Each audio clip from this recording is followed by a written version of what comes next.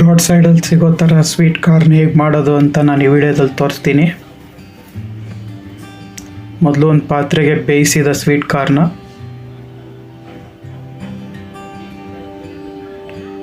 ಸ್ವಲ್ಪ ಉಪ್ಪು,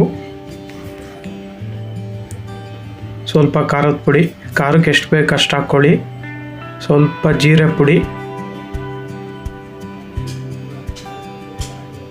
ಸ್ವಲ್ಪ ಧನಿಯಾ ಪುಡಿ, ಕಾಳುಮೆಣಸು ಪುಡಿ, ಸ್ವಲ್ಪ ನಿಂಬೆಹಣ್ಣು ಹಾಕ್ಕೊಳ್ಳಿ, ಹುಳಿಗೆ ಎಷ್ಟು ಬೇಕಷ್ಟು.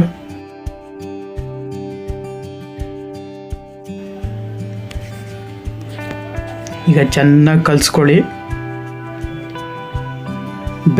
ಬೆಣ್ಣೆ ಲೈಕ್ ಮಾಡೋರು ಬೆಣ್ಣೆ ಹಾಕ್ಕೋಬೋದು, ಇನ್ನು ಟೇಸ್ಟ್ ಚೆನ್ನಾಗಿ ಬರುತ್ತೆ. ನೋಡಿ ಈಗ ರೆಡಿಯಾಗಿದೆ.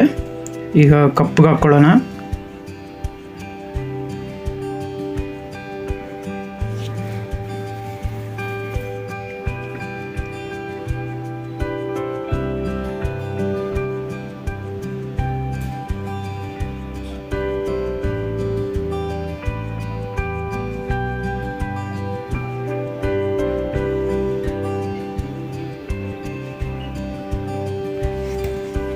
ನೋಡಿ ಈಗ ರೆಡಿಯಾಗಿದೆ ಸ್ವೀಟ್ ಕಾರ್ನು. ನೀವು ಮಾಡಿ ಹೇಗಿದೆ ಅಂತ ಕಾಮೆಂಟ್ ಬಾಕ್ಸಲ್ಲಿ ತಿಳಿಸಿ.